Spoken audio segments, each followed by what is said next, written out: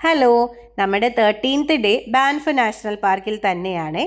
On the വേയിൽ നമ്മൾ ഈ ബ്രിഡ്ജ് കണ്ടിട്ടുണ്ടായിരുന്നു. ഈ ബ്രിഡ്ജിൻ്റെ പേരാണ് കാസിൽ ജംഗ്ഷൻ ബ്രിഡ്ജ്. ഇത് നമ്മുടെ ബോ ഫോൾസിൻ്റെ ഒക്കെ മുകളിൽ കൂടെ വരുന്ന ഒരു ബ്രിഡ്ജാണ്.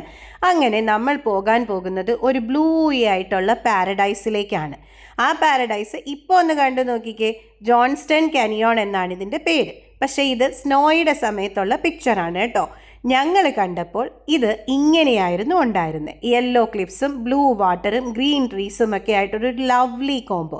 അവിടെ നിൽക്കുന്ന സമയത്ത് കുറച്ചുകൂടെ ഈ ട്രെയിൽ കയറി വന്നപ്പോൾ ഞങ്ങൾ ഇതേപോലെ ഈ വെള്ളത്തിനെ ചേസ് ചെയ്ത് മുന്നോട്ട് വന്നു.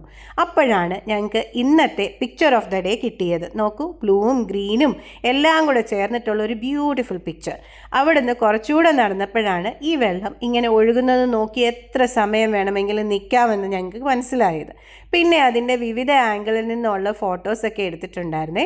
അപ്പോൾ ചില സ്ഥലത്ത് നമുക്ക് ഗ്രീനായിട്ട് തോന്നും, ചില സ്ഥലത്ത് ബ്ലൂ ആയിട്ടും തോന്നും. അങ്ങനെ അതിൻ്റെ ശക്തി കൂടി വന്നു.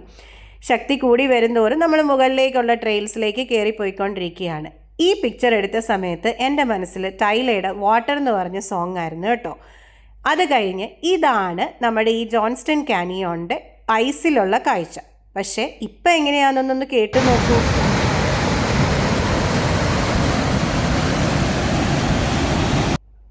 ഇങ്ങനെ സർക്കുലറായിട്ട് ഉള്ള ഒരു വേള് പോലെ വെള്ളം വന്ന് വീണുകൊണ്ടിരുന്നു. പിന്നെ ഞങ്ങൾ അവിടെ നിന്ന് കുറച്ചുകൂടെ ഹൈക്ക് ചെയ്ത് പുറത്തിറങ്ങിയപ്പോൾ എൻ്റെ ചുറ്റിലുമൊക്കെ നിറയെ ട്രീസാണ് കേട്ടോ.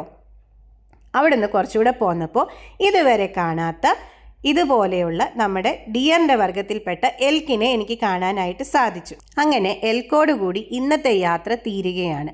If there is magic on this planet, it is contained in water. അത്രയേ ഉള്ളൂ.